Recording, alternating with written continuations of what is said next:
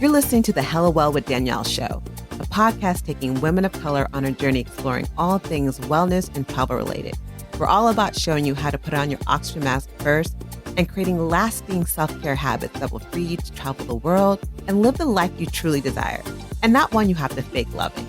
I'm your host, Danielle Washington. Now let's buckle up and start this journey.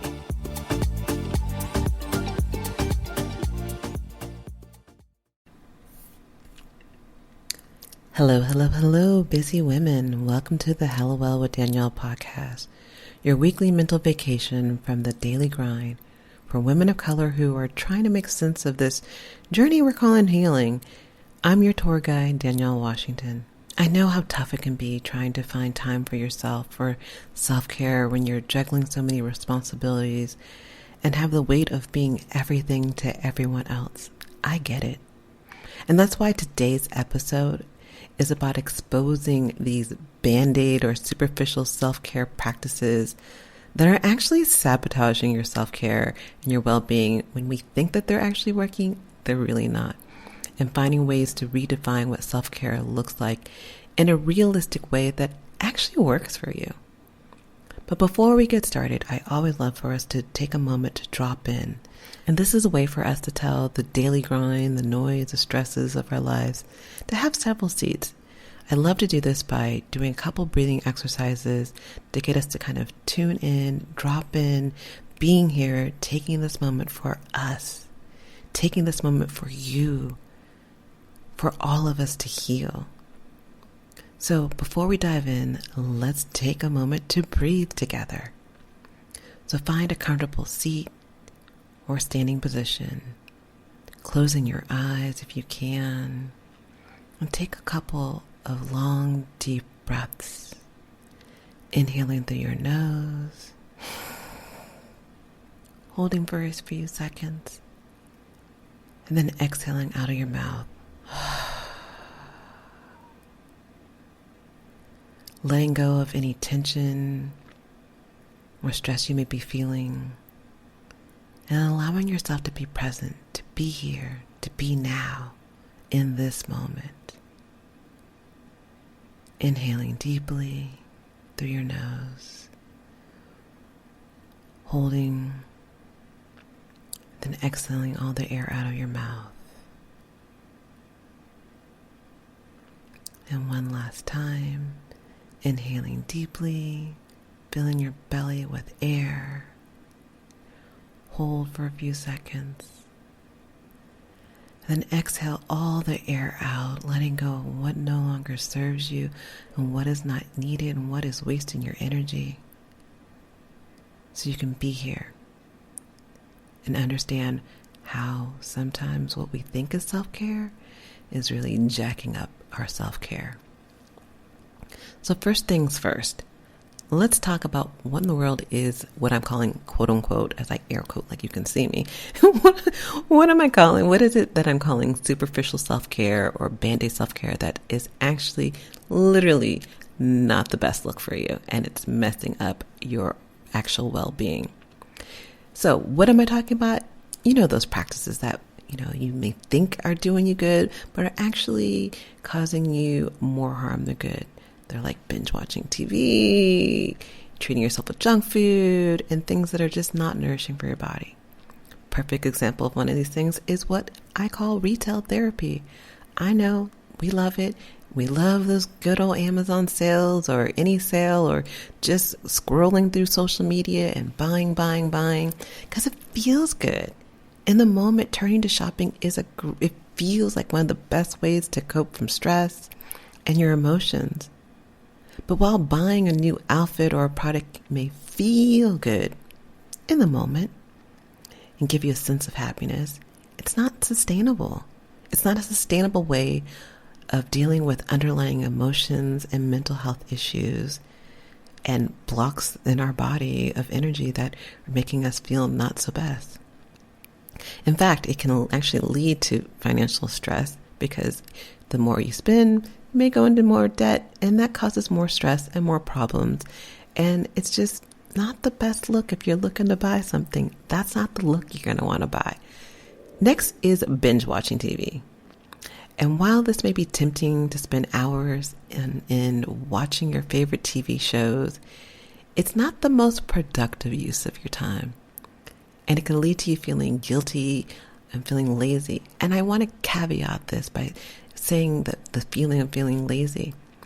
Doing nothing can feel like you're being lazy, can make you feel like you're guilty, especially for women. We're so busy being busy.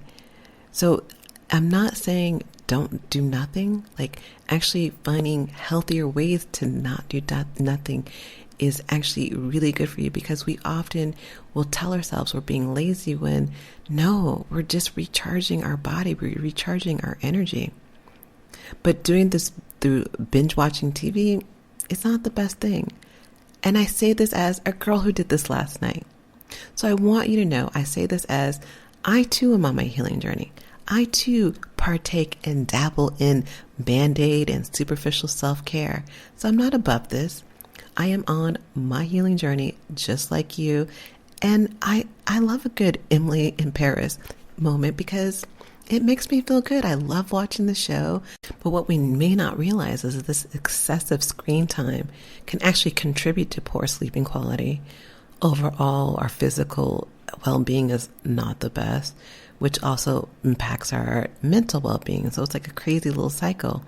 And I say this to say, again, the bags under my eyes co-sign this message, because I don't get a lot of sleep when I binge watch TV, because I usually binge watch TV late at night to quote unquote help me get to sleep, because it's going to help me get the sleep that I need. But then I'm binge watching, and then I also wake up at the same time no matter how much sleep I got the night before. So it doesn't help.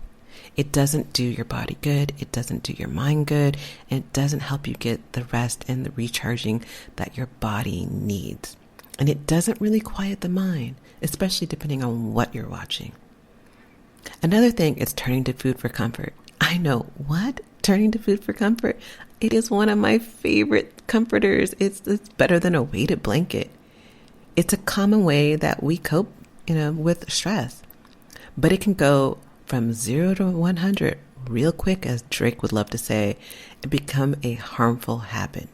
Overeating can lead to physical discomfort, poor health, which then can lead back to mental health issues, emotional health issues, stagnation of energy in your body, which shows up as different diseases, shows up as anxiety, shows up again as stress, and it shows up in many different ways. Plus, using food as a source of emotional support can also lead to weight gain, which doesn't lead to us feeling good, doesn't lead to our well-being, and it makes us feel stressed out because we're like, oh my God, I'm gaining weight. The summer's coming. I can't fit in that bathing suit. I'm looking for, I'm trying to date, and like I'm not fitting into my clothes. And it brings on this cycle of chaos in our minds. I'm not saying not to do any of these things, and I guess that's a good thing to point right here. I'm not saying don't eat food. I'm not saying don't watch TV. I'm not saying don't buy that outfit or don't scroll for whatever it is you're looking for. And the next one I'm about to tell you was about drinking. I'm not telling you don't drink. What I'm saying is look about how you're using it. Is this the only way you're trying to pour into yourself when you're having a bad day and you're busy and you only have a little bit of time and you're getting in your self-care? If that's the case, this may be actually more harmful than doing something good. So, speaking of not doing the best and not being excessive, reaching for a glass of alcohol excessively. And my example of this situation was when I was in a deep funk after my surgery because the pain medication wasn't working. I couldn't go anywhere, and it felt like my life was just over. And I know that seems dramatically way to think about it, but I was just getting in a groove where I was taking care of myself. I was honoring my needs. I was doing things that made me feel happy. And the surgery just kind of cut that all off. And I felt depressed, and I even realized I was in a depression. And so what did I do? I turned to wine. It may seem harmless, turning to a glass of wine, going to the bar just for one drink. It may make you feel better at the moment. But when we're doing this excessively, if this is also one of our only ways of quote unquote pouring into ourselves, quote unquote, taking care of ourselves, hashtag self-care. This is not the way to go about doing it.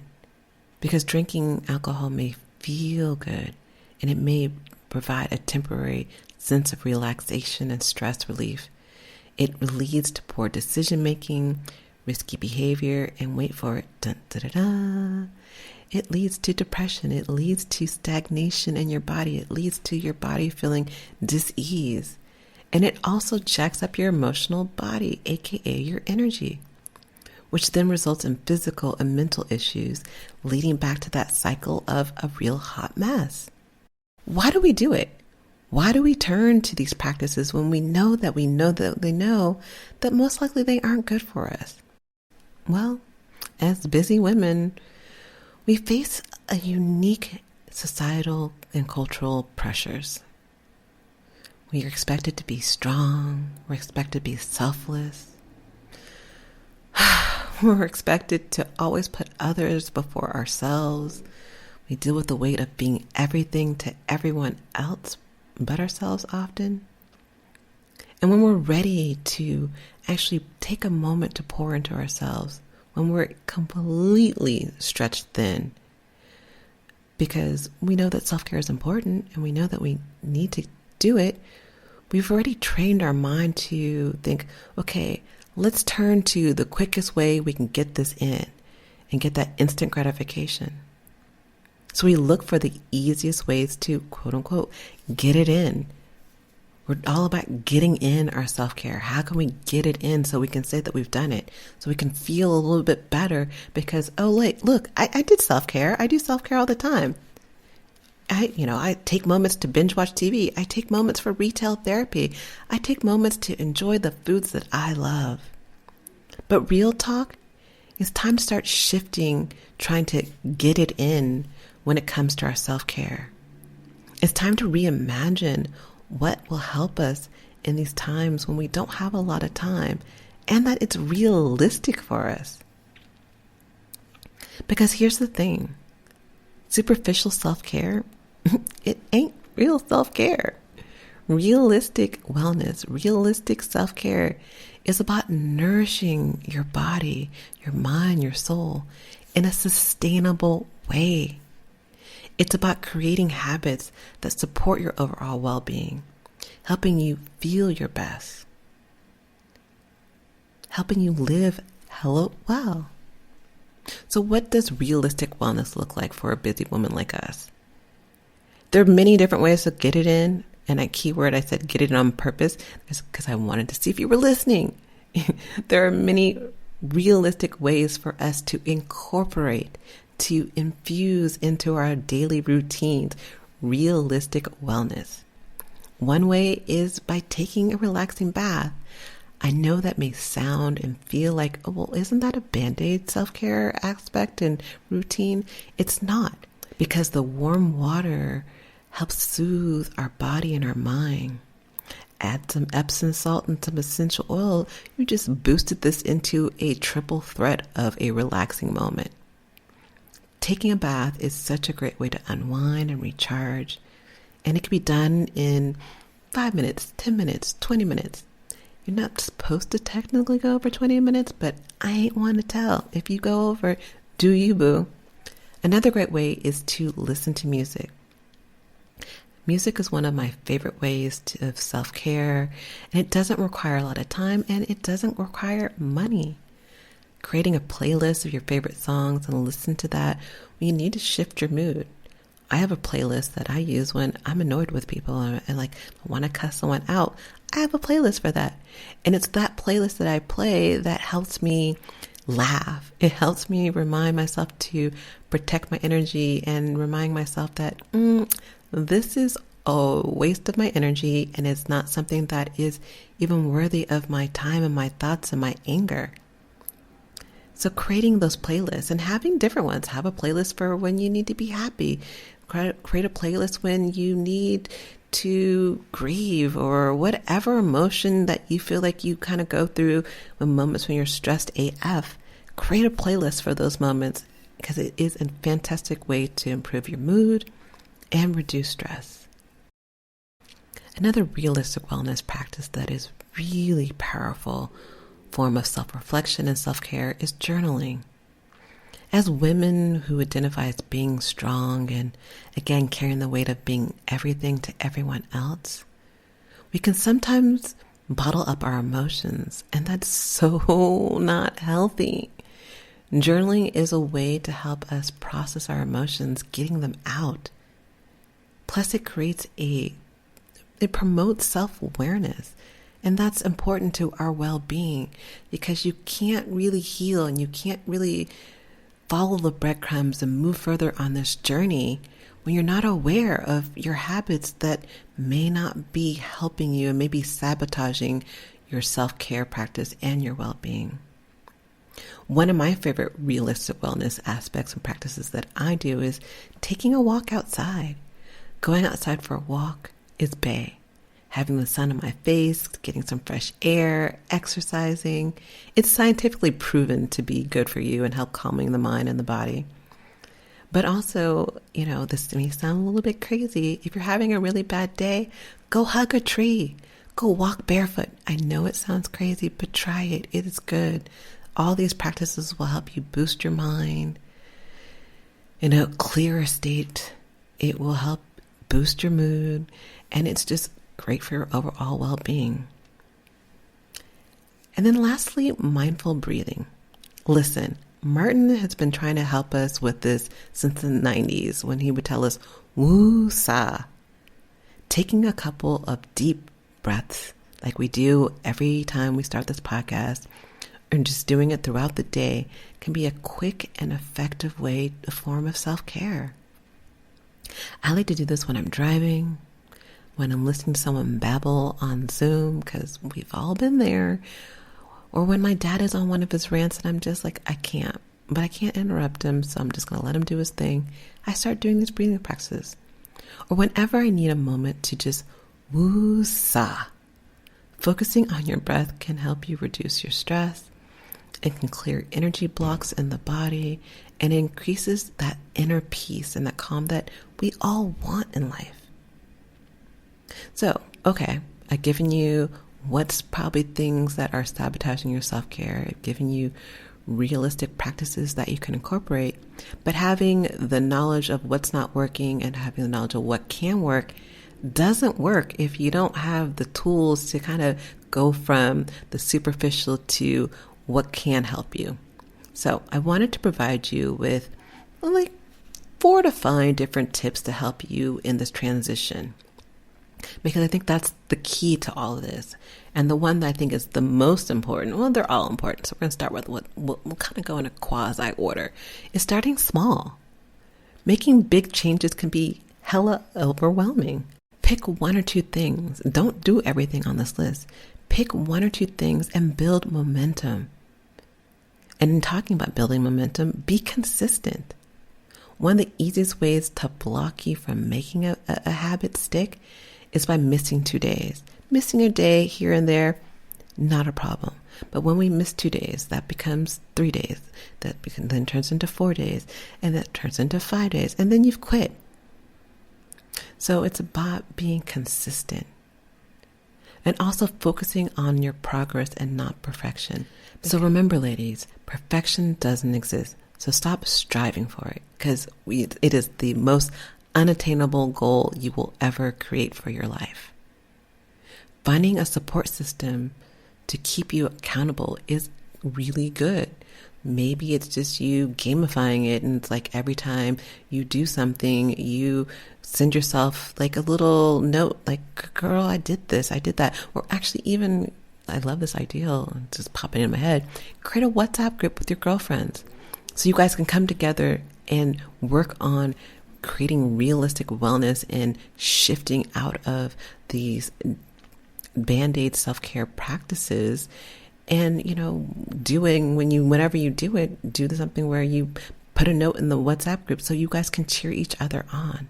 We need that accountability. We need that support to help us, because when we're sometimes doing this healing journey on our own, it can feel real lonely.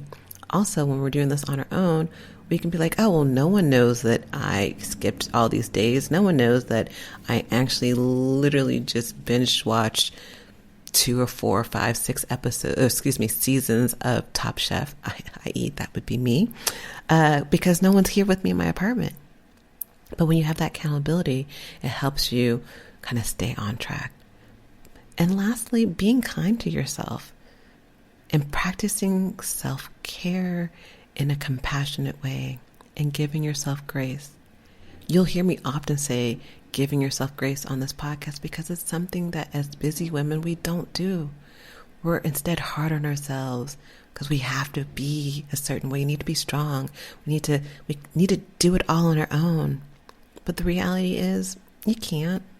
The reality is we're all learning. We're all on this journey and none of us are perfect. So giving yourself that grace you would give to that little girl sitting next to you who you wouldn't cuss out for not always getting it right. Be that person that gets that it receives the grace. Remember, busy women, you deserve to take care of yourself just as much as anyone else. By redefining self-care, incorporating healthy habits, and it's not about getting rid of all these superficial self-care practices. It's about how can you reimagine them? How can you not lean on them so hard, not allowing them to be a crutch, utilize them here and there, but not let them be your sole form of self-care, your main way of self-care. And noticing how when you add healthy habits into your daily routine, how you can feel better. And how you can be your best self. Because when you feel better and you're your best self, you're giving from an overflow versus giving from an empty cup. Well, thanks for tuning in. I hope you got something from this. Please send me a note. Let me know what you thought, what you're going to incorporate. I can be your accountability partner. Send me a note. I'm here. Know that you are worthy of this time to pour into yourself in a healthy way. And until next time, I'll talk to you soon. Ciao.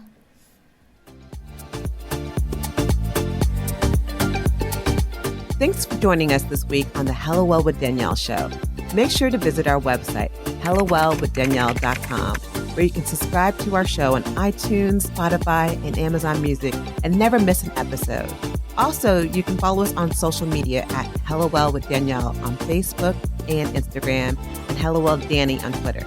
And if you like hella love the show and got some good nuggets out of it, know that I'm not too proud to ask for you to please leave a rating or review on iTunes so that we can continue to expand our reach and help other women of color. Again, thanks so much for listening, and I hope to see you next week. Ciao.